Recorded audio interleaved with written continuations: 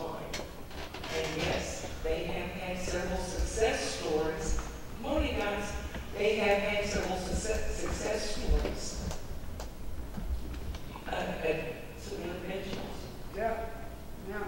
I myself, I'm loud, so I don't need that. There's not too many people here. I myself have walked into motel rooms and pulled kids out and drove them across the country to New York City. There's a great program out there. So sometimes you gotta get kind of mean and scary with them. But if we could drug test all the kids, that would be great. And if we could do a strip test on them, 11 panel on each one of them, they have anything in their system, we send them to treatment. Right now, there's no games. You go. You don't, you're going to end up dead. Yeah. Plain and simple. Plain and simple. If you won't die from the drug itself, one of the gang bangers on the street is going to kill you when you're buying it. The dealers are dangerous just as much as the heroin itself, okay? They will shoot you right in your head. Our children do not need to be around these people. They do not need to be around this drug. Any drug. Right? We fight for the heroin because it kills you instantly. We are against all drugs, though. And yes, I believe every child in every home needs to be tested because I have a child of myself. I'm a recovering addict myself, 10 years clean almost. I have a son that is an addict today, 23 years old. He just stole my husband's firearms. I live in North City to go and rob the drug dealer. You don't do that. That will get your head blown straight off of you. My son is in jail right now. I go on May 18th to the grand jury to prosecute him for this. He is out on meth, not heroin, but he is on meth. So meth, cocaine, crack, heroin, marijuana, the opiate pills, anything in your medicine cabinet, throw it away. If you've been to the hospital, you've had been given Vicodins, Percocets, oxycodones, anything, hydrocodones, any of that. Look up all of the pills. Get rid of any pill in your house. That's how it starts with the pills. Start smoking the weed, and then they go to pills. But right now, I'm seeing in the major city that these kids are not even doing the farm parties of drinking a beer and smoking a joint anymore like they used to. And I'm going to keep it real with you guys because I'm from St. Louis. And I'm going to talk like a drug addict to you, okay? So they're not going to smoke the joint. They're going to go straight to shooting the dope. And we don't want that, okay? Because it will kill your kids instantly. It doesn't take... My best friend is still out there. This one over here is my other best friend. She came with me today. And that girl just did 8 years flat on an armed criminal action for robbing a drug dealer. She's lucky she's alive sitting here with me right now, and they put her in the prison. And she did not have to get buried like Darla's two daughters have been buried.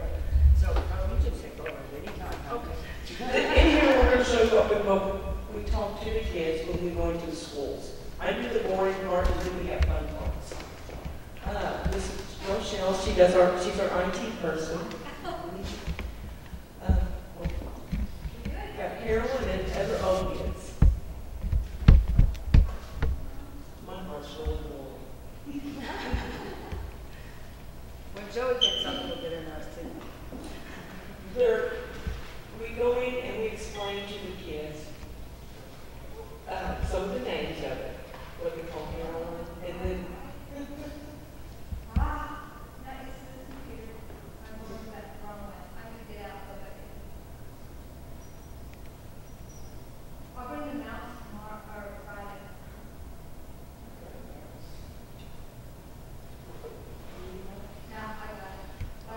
what is opiate or opiate? It's opium, codeine, hydrocodone, Percocet, Oxycontin, Vicodin, fentanyl, morphine, or heroin. That's where the opiate is. A drug by any other name is still a drug. And it just goes through different names that continually changes on the street. You've got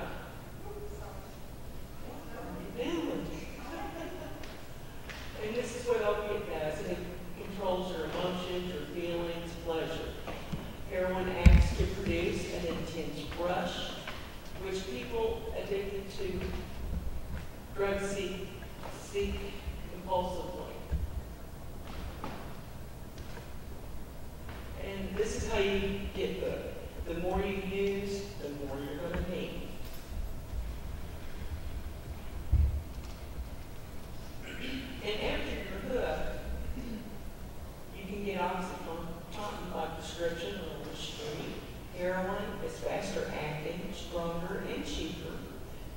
fentanyl is 50 times stronger than heroin. Sometimes heroin is less with fentanyl.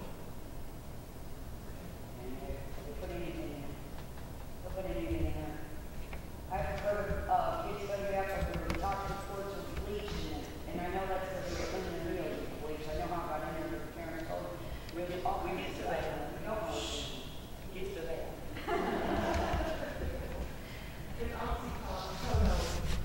It affects your body, your central nervous system, it affects your skin, your respiratory system, your intestines, gastric, muscular, heart, throat, your face, and your eyes. And the school presentations, I explain all the fine points. Withdrawals. When withdrawals start, you get agitated, anxiety, muscle aches, increased tearing, insomnia, runny nose, sweating, and moaning. And withdrawals go on up to 10 days. You get abdominal cramping, diarrhea, dilated pupils, goosebumps, nausea, and vomiting. Like 10 times the worst flu you've ever had. Pregnancy and heroin. You have the low birth weight babies, babies born with hypoglycemia, that's blood sugar. The baby's born addicted and will go through with withdrawals. Heroin withdrawal during pregnancy might kill the baby. Pregnant women who use heroin have much higher risk of complications, including diabetes, pneumonia, heart disease, and anemia. Signs and symptoms of heroin abuse. They get disoriented. They have track marks on their arms and legs. Difference in behavior. They're going to change their way of doing everything. Dark circles below their eyes. Rapid weight loss. Frequent lying, stealing, hyperactivity followed by fatigue. Changes in sleeping patterns. Scabs and or bruises from picking at the skin, small pupils, droopy eyes, and appearance. Falling asleep, sitting up, or standing up. It's called being on the nod. The healthy dangers of using any opioid. You have addiction, you have organ damage, permanent changes to the brain, tolerance, dependence, liver damage, kidney damage, mental illness, overdose, taking too much, and they do combine the heroin with other drugs. And combining drugs with alcohol.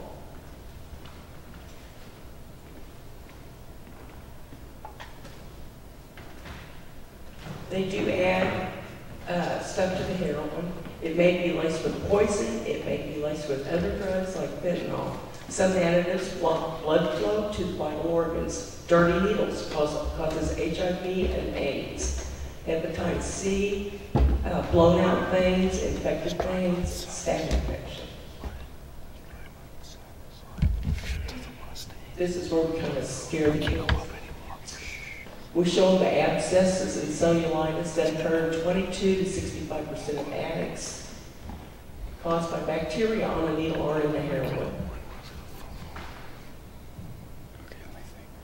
This is necrosis. It's a rare but life-threatening and can cause amputation. This is the other ways opiates can ruin your life. So you start using drugs, and then the next thing you know, you have financial problems, relationship problems. Then you don't have a house. Then you've lost your job. Then you go to jail. Your friends don't want to be around you anymore. And then some of your friends eventually overdose and die also. How opiates ruin the lives of those you love. The abused, the drug abusers are more likely to abuse the loved ones first. Stress of watching the downward spiral, losing a family member or friends to drugs. And we have some before and after pictures.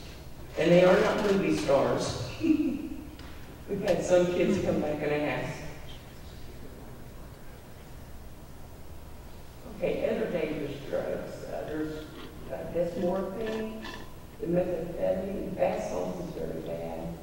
Synthetic marijuana with the spice, ecstasy, and other prescription drugs, Ritalin and Adderall. And they're always in the new stuff. I say flag is the new one.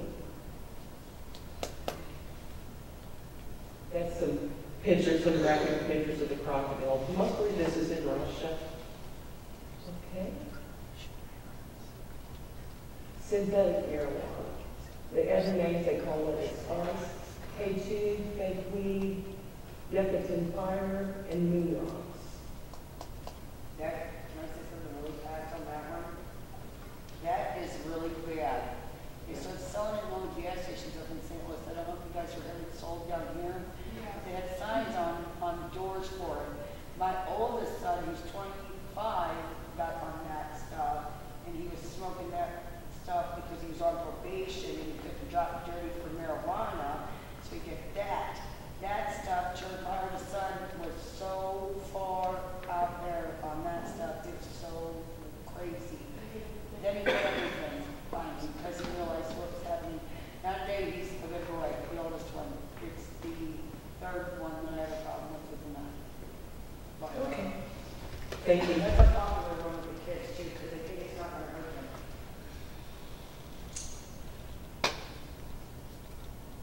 Okay, there's more on synthetic marijuana. It's herbs like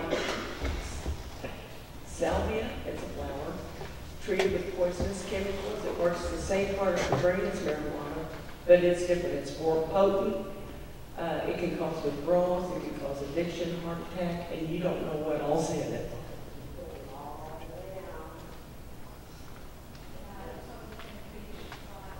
Okay, go ahead. And these are some more pictures. Then, go ahead.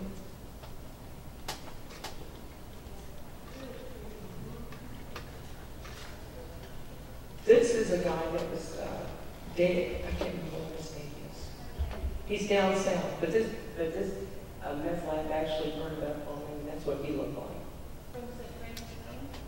No, it was someplace else. No, it's in one of the southern states. And this is from spice. You end up, it may not kill you. Sometimes it does. But if it don't, you end up like this, and your family's just devastated. Most of the time, when you have to decide whether or not they're going to turn the ventilator off, at that point, you got to decide if you're going to keep the child.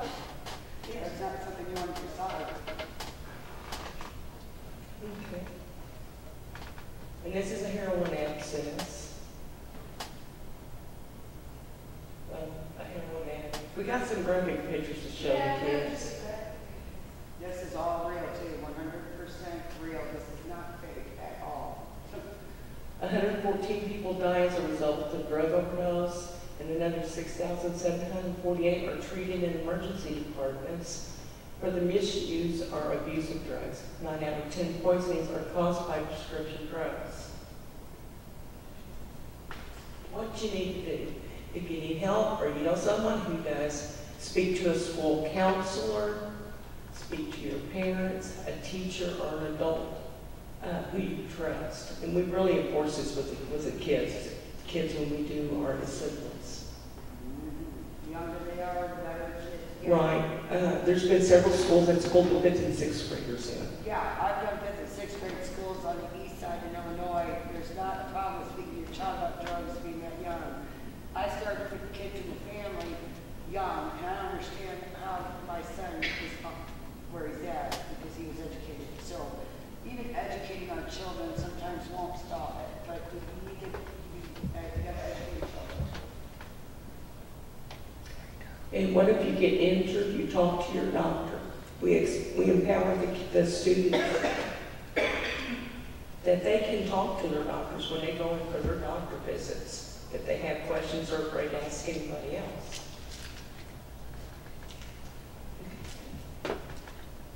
And there's overnight. Okay. Okay. Okay, I believe. Yeah, where's John? John? John? Oh. Been waiting for me, haven't you? Good evening. We have skips. My dream. How you like the clothes? Thank you. You know why? Because most of the time, someone, yourself, hates this for me. Whether child, yourself, or whether those repair places, I like to call them. You hand out the money, shuffle them along, keep them for 10, 20 days, right out the door. You give them a nice little check. I thank you very, very much. Now usually, I have children around me. So, imagine if you will, that I have some children. Now see, I'm John Doe. I'm your neighbor. I work with you.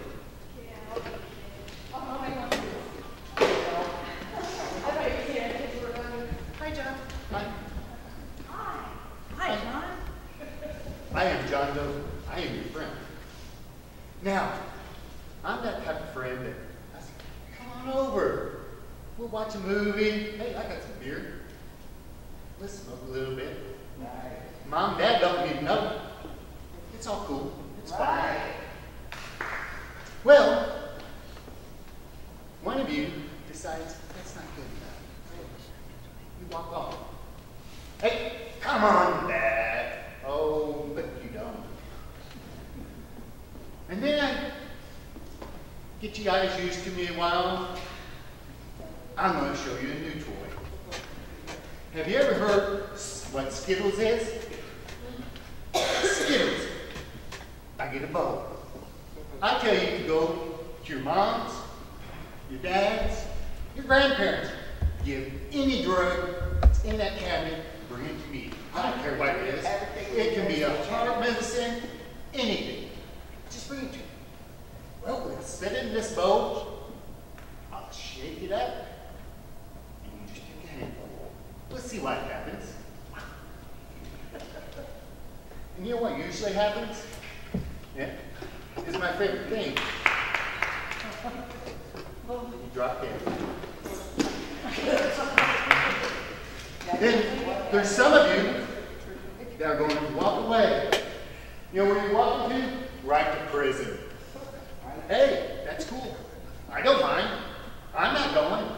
You are. Well, then I start showing you the really good stuff. And this is where I become John the dealer. You know, kid. Yep. Hey, John, what's up, man? Not much. Here, put this to your arm, dear. Yeah. Just tap it on a little bit. Right. A little push. Nothing wrong. What happens to me? A lot of times it does. 99% of the time. And I've seen it happen by all myself in houses, in dope houses myself. You're dead. Oh yeah, I'm dead. Yep. But then, there's some. One. I usually have 10 children or so, but there's one that starts walking away. Come back! You know you're going to need me. Every bit you're going to need me. But you did discover who I was. Because I am dead. And I'm the lucky one that beat that. My name's Joey. I am a recovering addict. How are you guys? I'm a recovering addict. I'm 47 years old. I had 32 years of active addiction. I have 7 years clean. Any of you guys real good with math? How old was I when I started using? 8 years old. What's a drug addict look like? Do I look like a drug addict? Nope. You look like a drug addict? What about the person sitting next to you? That's exactly right. Drugs has no boundaries, no stereotypes. It don't matter where you come from, who your parents were, whether you had money, whether you didn't. It don't matter. Addiction will get you no matter what or where you come from. Tonight I'm here to help you hopefully learn some things maybe about yourself or about maybe you have a child that may be using. I want to talk about maybe identifying some signs. Usually one of the first signs is your attitude changes. You have no respect for people in authority, very disrespectful. If you have a child that you think might be using, some of the things that you could be noticing is their attitude towards school has changed. They no longer care about school. They don't want to go. Things change with their friends. They don't want to hang out with the same old friends anymore. They've met new friends down on the corner, like they were all talking about, hanging out with the dope dealers, you know. I don't know, maybe you're thinking about quitting and just haven't done it yet. You know, like I said in the beginning, addiction affects everybody. It could be any one of you sitting here. I'm an addict. I'm one of them people that I can't go into a bar and have one drink and go home. I don't work that way. It's all or nothing.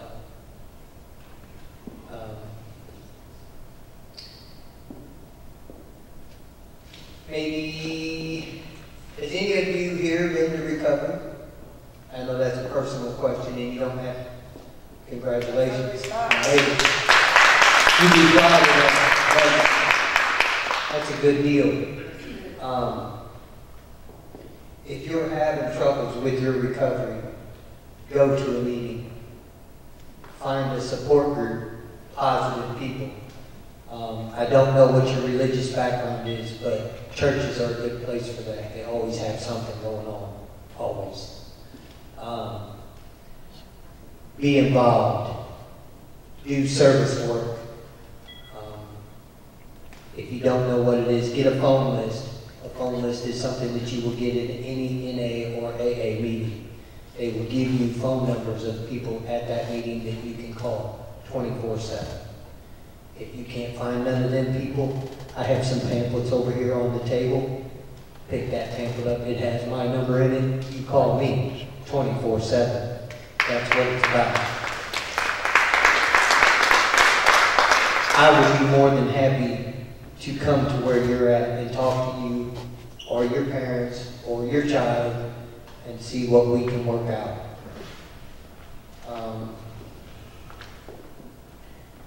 I'm sorry about the notes. Like I said, I had 32 years of active addiction. The old brain's not what it used to be.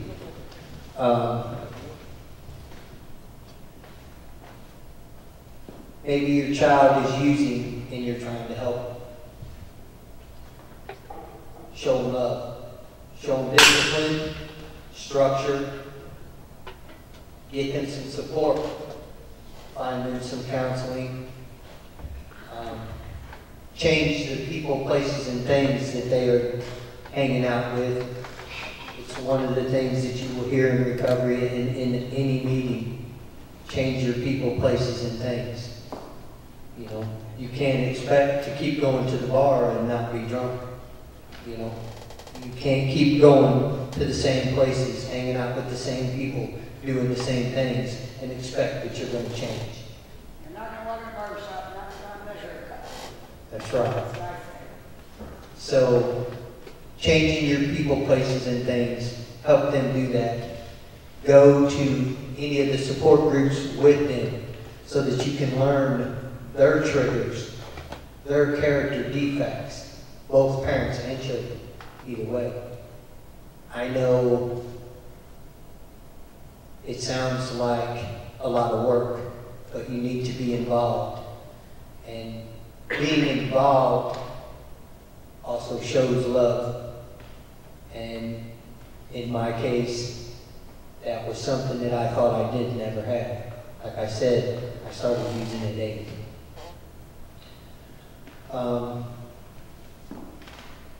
I'll give you a little bit about my life so that you can have an understanding of where I'm coming from. I lived with my mom. My parents were divorced. At my mom's, there was no rules. There was no accountability. There was really anything that I wanted to do was fair game. I mean, my mom was the first person to ever get me high, because her mentality was I was going to do it anyways, so if I was doing it at home where she could watch it, she could control it. So that's how I started doing the things that I was doing.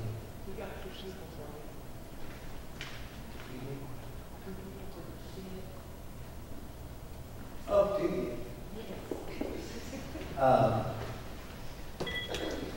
Anyways, like I said, there was no rules, no accountability. It was basically anything that I wanted to do, as long as it didn't bother her. Hey, knock yourself out.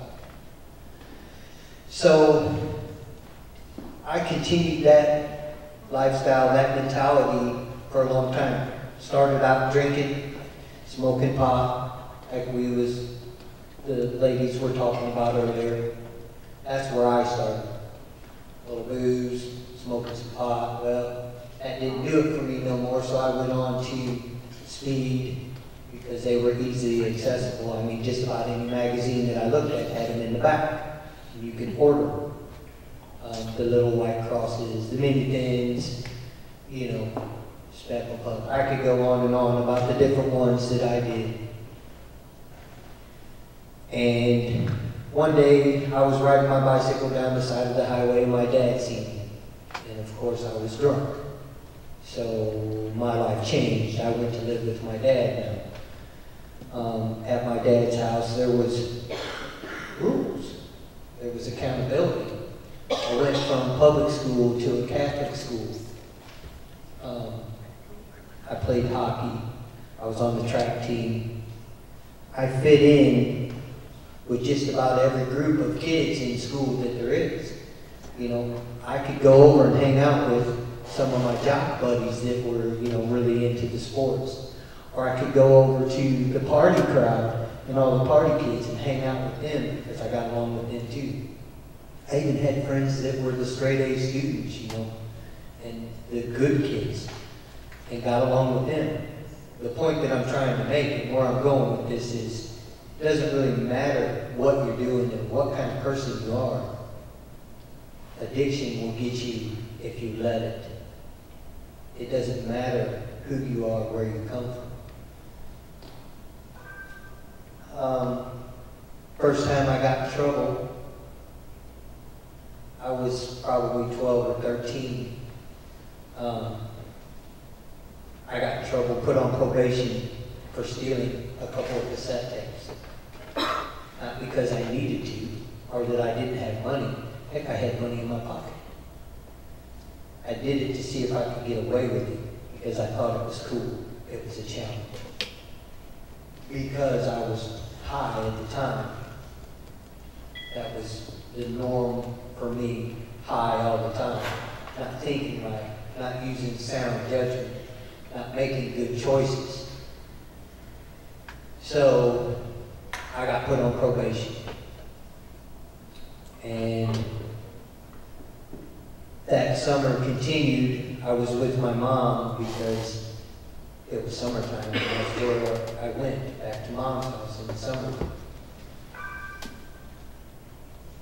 And this continued on for quite a while. I go back to my dad's. Me and my dad get into a big fight. First thing out of my mouth, fine, I'll go live with mom, so I don't have to live by your rules. His reply was, well, let me pack for you. And off to mom's I went. By this time, I'm probably 15. The partying, that lifestyle got even more excessive because, like I said, I had no rules. I had no authority, no boundaries. I had to run to the neighborhood, and that's what I did. I ran the neighborhood all the time, day and night, doing the things that I wanted to do, when I wanted to do them, and how I wanted to do them. Well, one day I'm sitting in my room with my full-length mirror off of the wall on my lap, seeing if I could make a line all the way down the mirror and snort it up in one snort. My mom walked in. Any other time it would be fine. For some reason this time she flipped out. Sent me to drug treatment. The first time I went, it was long-term drug rehab. 9 months I stayed. I had to do what they said because not only did I not know it at the time, but I had flunked a urine test for probation. So it was court ordered that I have to stay at this drug treatment facility and go by their rules. Well, it was 9 months away from my family, away from my friends, away from the partying, and doing what I wanted to do. That was a bad attitude. I didn't like that. What do you mean I gotta do this stuff? I ain't trying to hear none of that. You ain't gonna tell me nothing I don't know. I'm 15, I know everything. You can't tell me jack. Get out of my face. Well, like I said, 9 months, I had to go to the groups, and I had to go to the counseling, and I had to play the game, and walk the walk, and talk the talk. After 9 months, I got out. Now I got even a worse attitude. I've missed out on 9 months of partying. I got time to make up. So, I did what any good dope fiend addict would do. I started making up for lost time. Running the streets even more and more, you know. I would be at parties in the middle of the night and run into my mom at a party.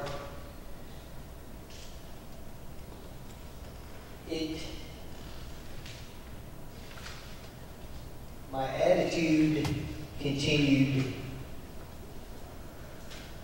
just crazy. I was running wild all hours of the nights. If I felt like coming home, I would. If I didn't feel like coming home, no big deal. Who cares? There was nobody there. This pattern continued for the next 2 years. I'm 17 now.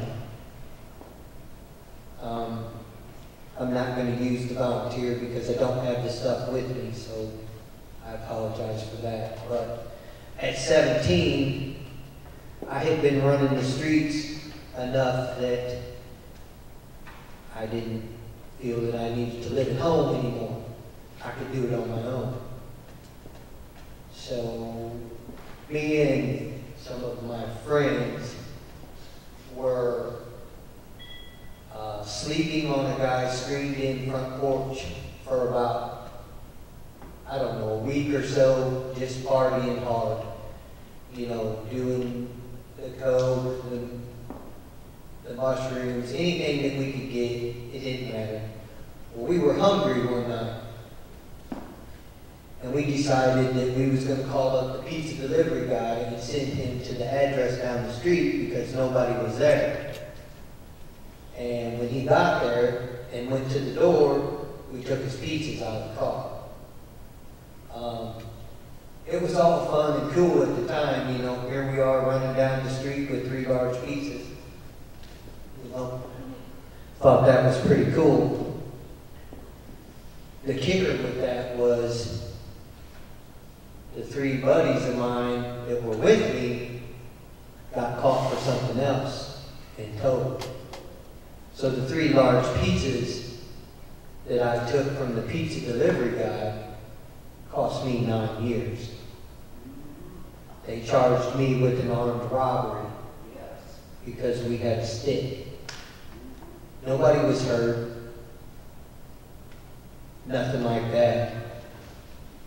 But because of doing the drugs and running around partying, thinking that I was cool, I made bad choices. You were how old was that? 17. So at 17, I was actually charged with a Class X felony, which carries 6 to 30. At 17, I'm looking at a possibility of being in prison for the next 30 years of my life. But the judge gave me 9 years. But what that did was give me even more of an attitude. Because you see, once I got in there, and at the time this was in Illinois, I was 17 at Joliet State Correctional Facility in Illinois, which is a maximum security. Because of my classification, which was in violent crime, it meant the first 85% of my sentence I served in a maximum security penitentiary. I'm not a big guy now. I was even smaller at 17, strung out on crack. Okay? It's not a good place for a little guy with blonde hair, long blonde hair and blue eyes at the time. But anyways, like I said earlier, I was always the guy that could get along with everybody. I made connections while I was in prison. Yeah, made some real good ones. A lot of new crimes. I learned different ways of doing things not to get caught.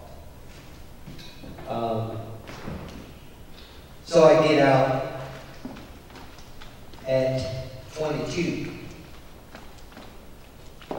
And I have even a worse attitude about society now. I don't like people. And I especially don't like straight people. So I continue to party like an idiot.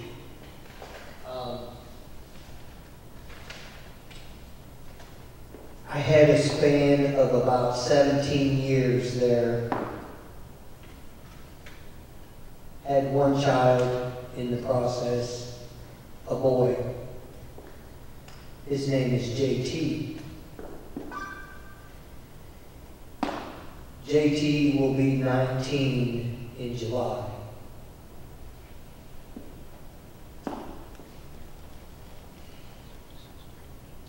I have not seen JT since he was 10. Okay. All right. I didn't see my son for 9 years. I had to find him. But you know, But I know where he's staying. through all this,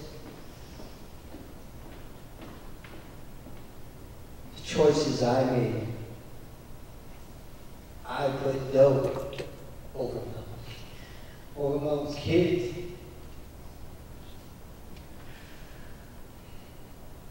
That's wrong. I put dope over everything. That was all I thought about. Getting high, partying, and that lifestyle. If it didn't involve that, I didn't want no part of it. I chose that lifestyle over being the father that I should have been. That's how twisted I got.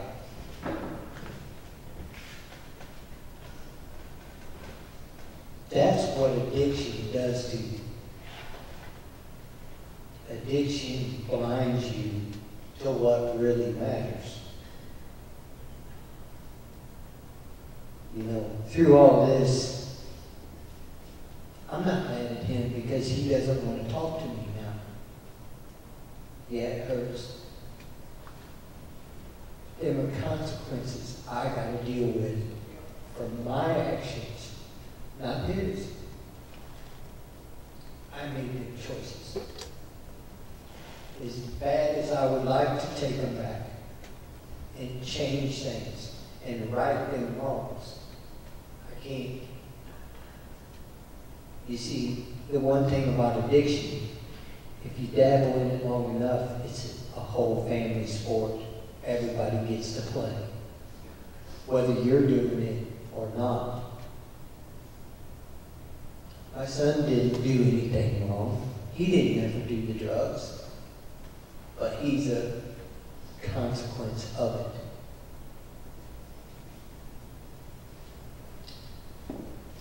Along with the bad choices with him, I made more bad choices. Went back to the penitentiary again. More connections. It's funny how that works. 3 times I've been to the penitentiary. Amazingly enough, none of my charges are drug charges. They're all because of drugs and the stupidity that I did doing the drugs. See, I'm one of them dumb people that when I do drugs, I think I can get away with things that sober people know better. I think I'm above that. They'll never catch me, I'm too slick for that. I'm smarter than them. They ain't got no clue. Well, some of them what I call squares, which would be my wife, somebody that's never smoked or drank in their life, done drugs. They're a lot smarter than what you think. Anyways,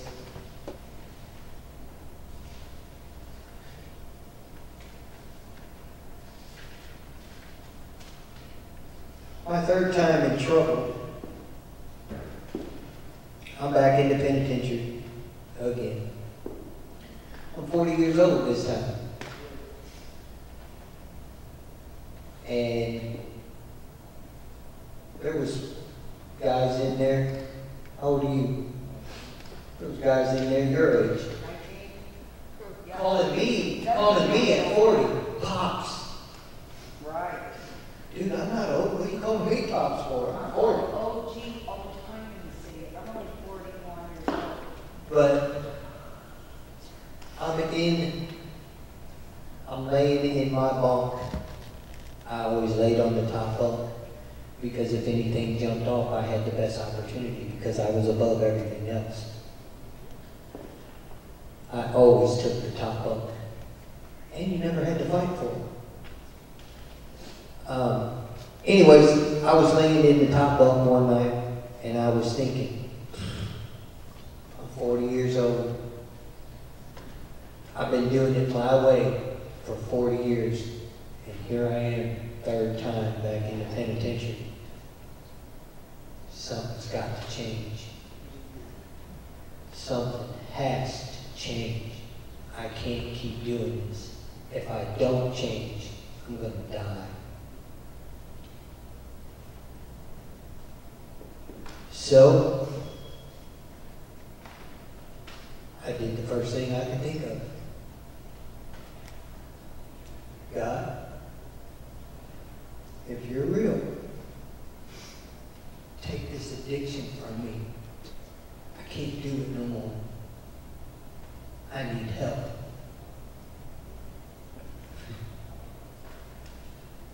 Guess what? He did. I got 7 years clean. And there's another part about the story that I didn't tell you. I have another son that's 12. He lived with his mom up until February. He lives with me now. Because his mom didn't know what to do with him. His mom couldn't control him. He was flunking every class. He had an F in February. When report cards come out, just this last quarter, he was on a roll.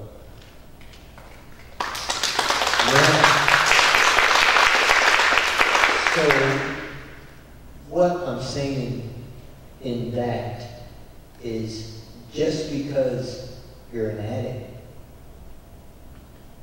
don't mean that you can't change. Doesn't mean that things can't turn out good. I was 45 years old before I ever paid off my first bill. You know, not because I couldn't pay them off. I chose not to because that would take no money out of my pocket. Screw you, I ain't paying for that. I ain't making that payment. Come find it. That was my mentality. But you know what? Today, I pay my bills as much as I hate it. I pay my bills. You know, I don't hate it, but I have responsibility today. That's something that Joey never had in his life. I am responsible. You know what else I got today? Self-respect. I respect Joey today. When I look in the mirror, hey, man, you did great, but you're all right, dude. You're okay. You know, I'm sure there's a lot of things on my 6 pages of notes that my lovely wife prepared for me. That, God for the square. that's right. That I didn't cover. But see, back when I was laying on that bunk and I asked God to help me and to come into my life, and He did. And man, He did. When I come do these, I always find me a little spot before they start, and I say a prayer. And in that prayer, one of the things that I say is, you give me the words to say to you that need to be heard. And hopefully, I have done that. Hopefully, somebody here has heard something that, if nothing else, makes you go, maybe dude was right.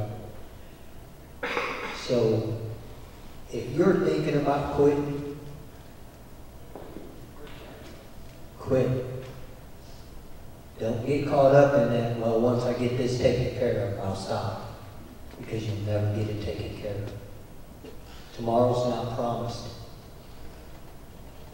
Quit now. And if you don't know how to do it, or you don't know where to turn, call me. I'll help you figure it out. I'm not saying I got all the answers. But I can tell you what not to do. Because I got 32 years worth of what not to do. And I can tell you, in the past 7 years, what I have done that's worked and hasn't worked. And I'll tell you, she's laughing at me, more things now work for me than they did in the past. Because see, in the meetings you'll hear 3 things you need to maintain your recovery. It's honesty, open-mindedness, and willingness to learn. With them 3, you are well on your way. And that don't always, it doesn't just have to be with your recovery. In life, if you're honest, open-minded, and willing, sky's the limit. You can do anything. So, that's all I got, guys. I hope I haven't bored you too much.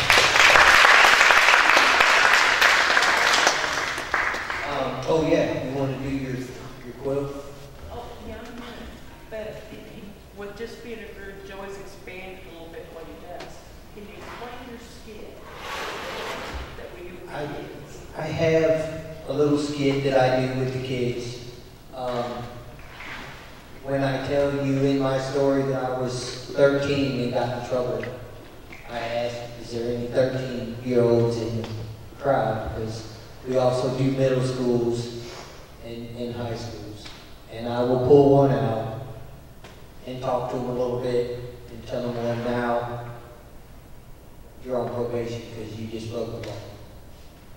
15, I do the same thing, pull one out, go through, now you're in rehab because you're a dope fiend. And at 17, when I tell them about being in trouble with the law, we got a 17-year-old in here? Anybody? You? See, you're lucky because I don't have it with me tonight, but normally I have a St. Francis County jumpsuit, and I have you put it on. And I ask you, how does that smell? Because number one, they always stink. And number two, I don't wash it. It stays in my garage. That's the purpose of it though. It's supposed to stink. And they do. They have a very, very distinct smell, even when they're clean. So I bring them down in front and I have them put this on. And it is a huge, huge attention getter. You know, when you're standing there in the jumpsuit, when I went at 17, the Joliet Correctional Facility jumpsuit had a target on the back. And right where your heart would be through the back was the bullseye. You want to talk about some intimidation? Yeah, go ahead, run for the fence. You know, but that's what we do with the kids. We show them, hey, here's what your choices will get you. Keep thinking that it's okay to do the drugs and the alcohol. And I know what they're doing. What we have here, this is what we bring out when I'm done. What this is a memorial quilt. And on this quilt are more than 950 names. Every single one of them is an overdose. Yes. This is real. These are very real people. And the chances are somebody in this room knows somebody on that quilt. Yeah.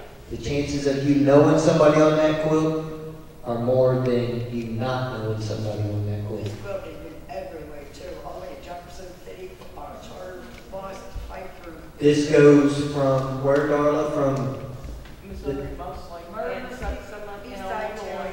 Illinois too. The youngest on this quilt is 12 years old. Are these people Missouri people or St. Louis area? They're all over. This all quilt- over. This quilt began. No, Missouri. Missouri.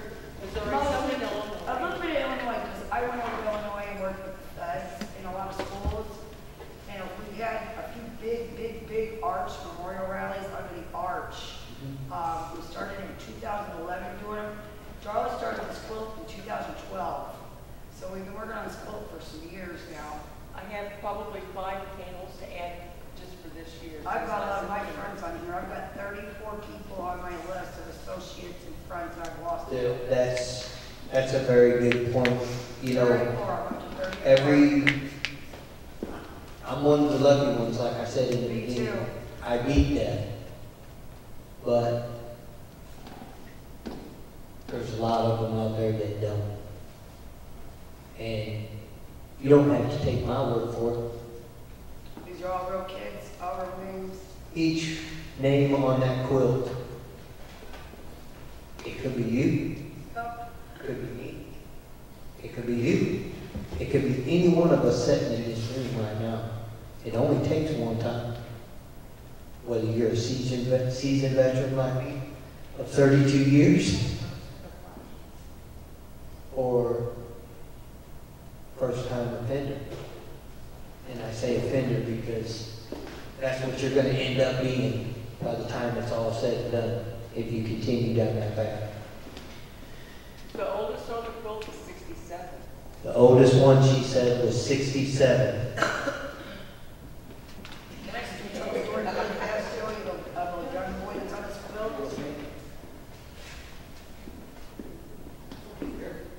It's me. What you say? Can I tell a story really fast about a young boy that's on this quilt? If you look down the quilt, there's a name. His name is Brandon Dern. You can look him up on Facebook. the Brandon Dern Fight Against Heroin Foundation. And you'll see Brandon on here because I'll find his name for you. This little boy came from Red Bud, Illinois. He is an Illinois child. Where's Brandon at? He's on here. I wrote him on here. I know it. I wrote it in Jefferson City 3-4 years ago. It's here. Brandon, anyway, was a little farm kid.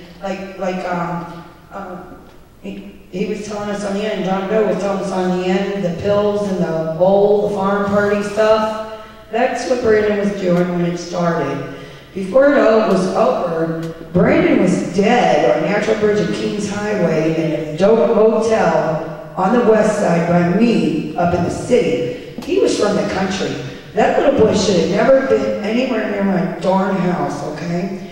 He ended up in that hotel with a white drug dealer. The drug dealers aren't always going to be black. It could be Chinese, pink, yellow, purple, blue. They don't matter what color. Most of them are black out of the city area, though, okay? If I'm going to be honest.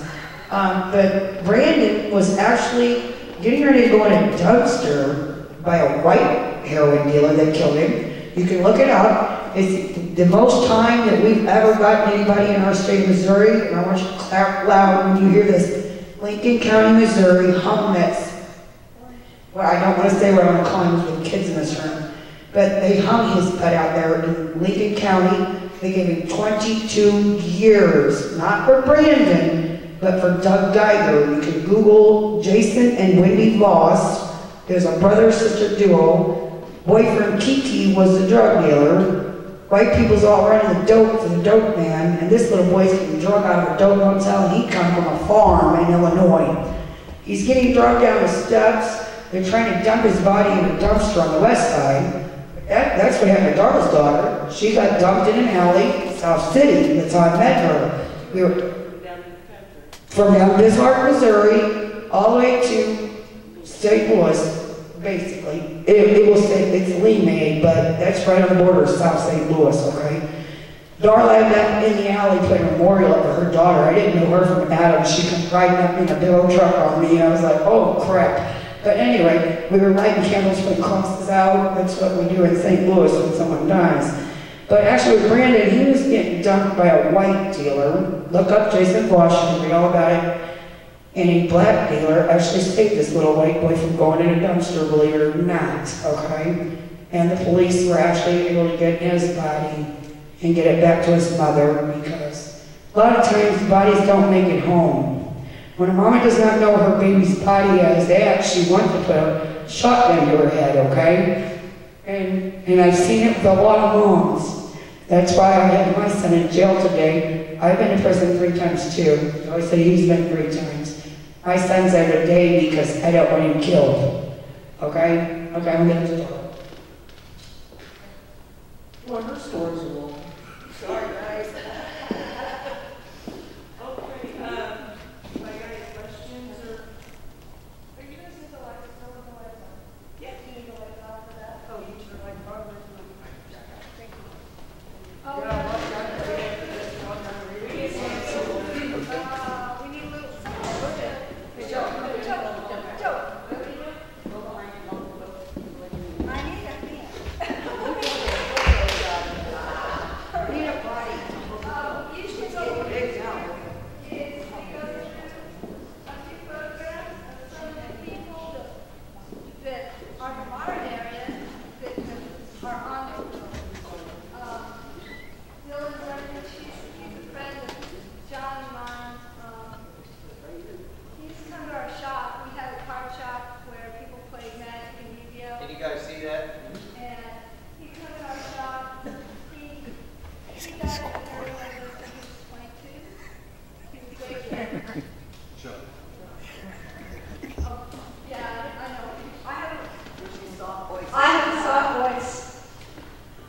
So Dylan, he was a Yu-Gi-Oh player and a skateboard guru. He was a great kid, and he died of a heroin overdose when he was 22 years old. He's on the quilt. Jake Hake, he was a high school student from West County High School and also Fox High School up in Arnold. He died at 17. Shari, that's Darla's daughter.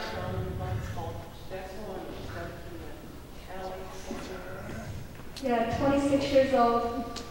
She was pretty, beautiful girl. She was pretty and she was a princess and she knew it. Yeah, beautiful girl. You can look her case up too. We got her husband with 3 years. St. Louis County, only case they picked up. It's so hard to get cases on these drug dealers and these people when it happens. Because you can stop it from happening. All you have to do is call 911. I've done it myself. High as hell, I called 911. I saved my best friend. So what happened to her?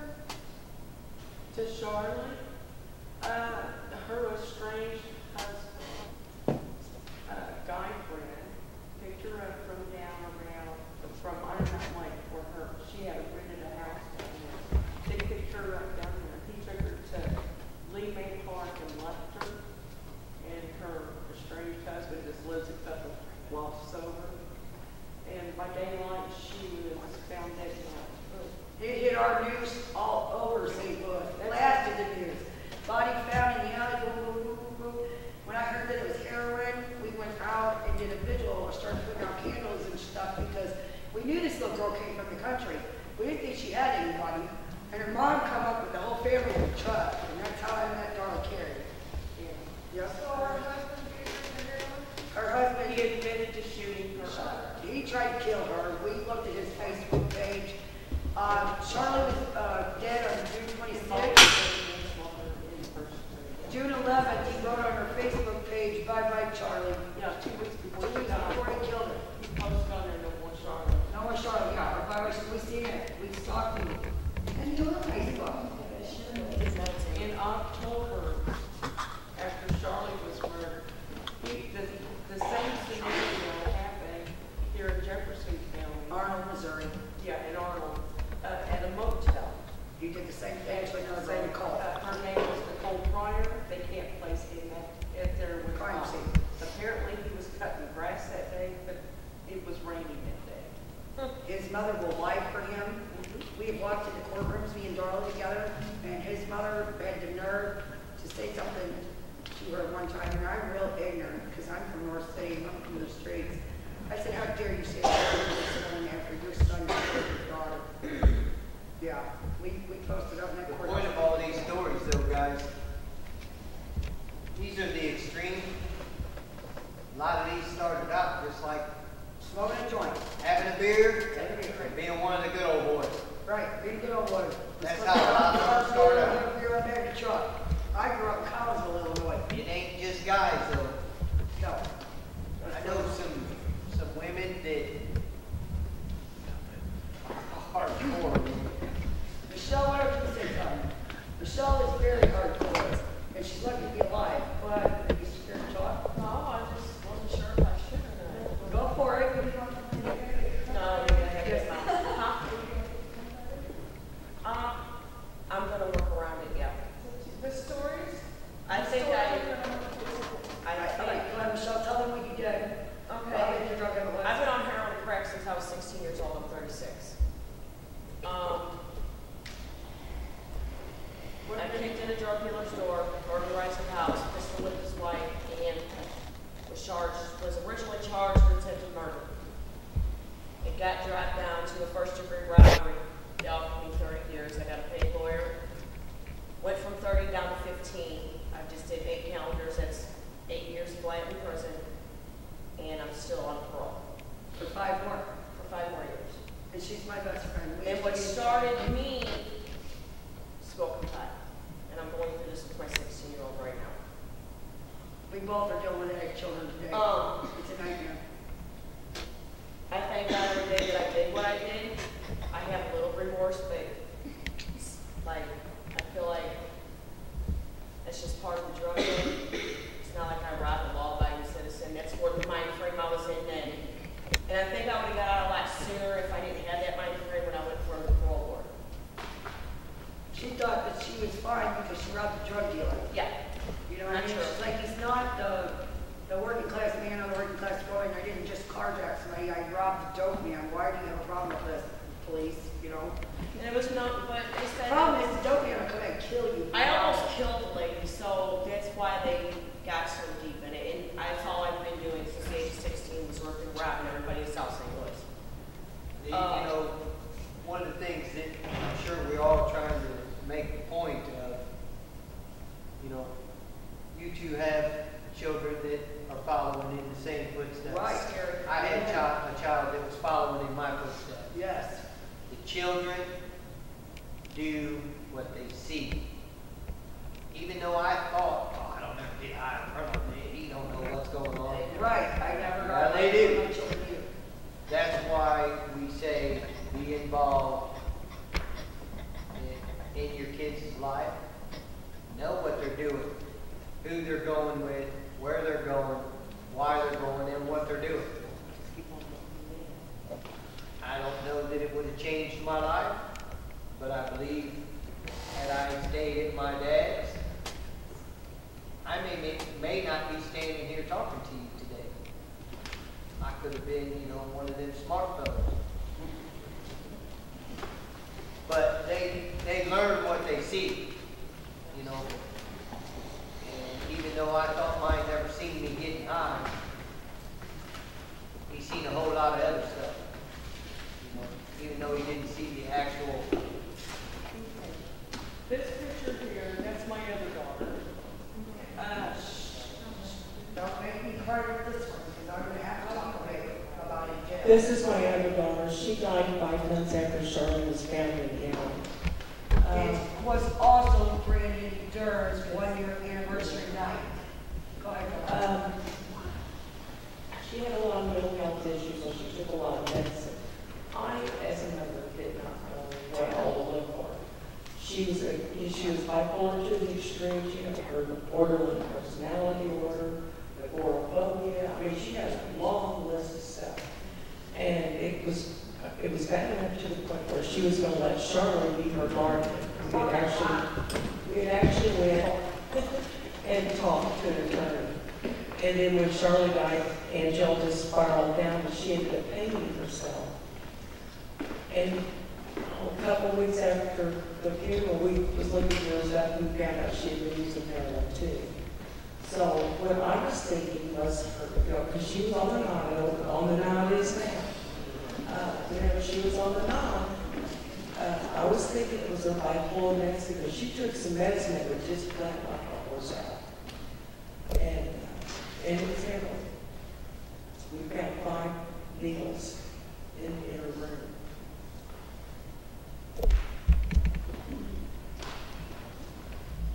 Jealous of her slides, was that? Well, she was a cheerleader and all that good stuff. Ponies, all that. This is something on life support. Colin Henson, yes. He was a twin. Where is he from? From Tulsa. 26 years old. Yeah, 26. This is Christopher Wright. He's another friend of mine and John. There was a special story from this. The father had given the son Grace. She knows about that for some reason. Yeah, Chris was a good kid. He was a magic player. He's just a real nice guy. I remember him coming in the shop and he just spent hours looking at the bookshelf because he was an avid reader. Unfortunately, he did get into drugs and we didn't even know. But his father was supplying him with heroin, and his father actually, I guess his father had given him some heroin, and he started to overdose and exhibit symptoms. His father did nothing. His father was just recently convicted and given of distribution, not of murder, but of distribution, and he got 10 years, right? Did he get 10 years? I think he got 10 years. But, he's got a whole family that's just torn up over his loss, and it's been nuts. I think that's the last one. I think Chris is the last one.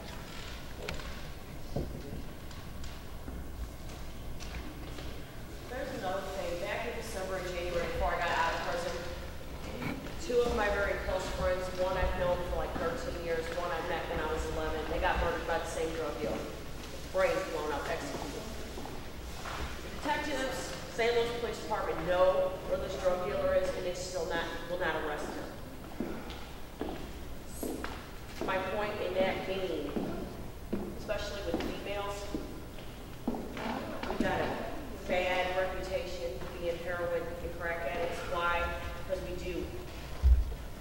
things that we degrade ourselves, you know, eventually going into prostituting and doing some more.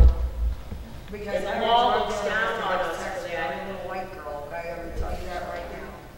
So I'm not trying to. this man's still running free, and we got 2 friends that are, you know, that are gone. All because of drug dealing with that. So did they not do anything about it because? Well, they're saying that every time I talk to this detective, I get real big belligerent and get gay. Attitude back in, boss, but I'm working on it. Oh, you're working on it, but you know where this man is, but you're not getting him. I don't understand. I mean, I understand what these 2 women did to this man.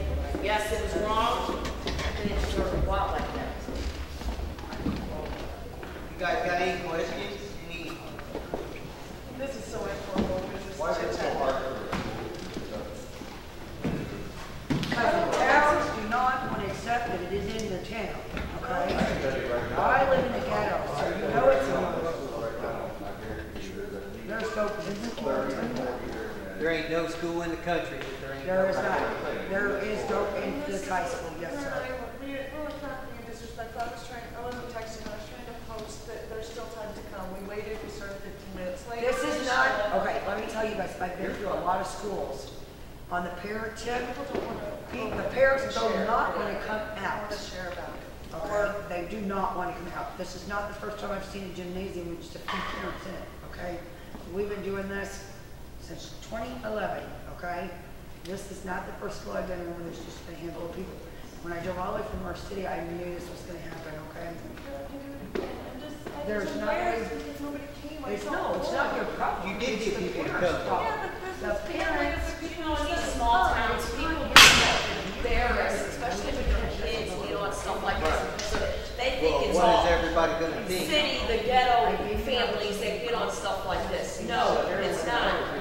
It's everywhere. We were on a gas station parking lot in North St. Louis the other day, and I heard these kids go walking 60 years old, they go through and jump out of the car. Yeah, and this is their school. I stood in my own. So Friday, we're going to do the same thing. Is this going to be during school hours? Yes, So we're going to it'll be hear at it the and we're going to hear it. Yeah. Them are the ones I want to get into.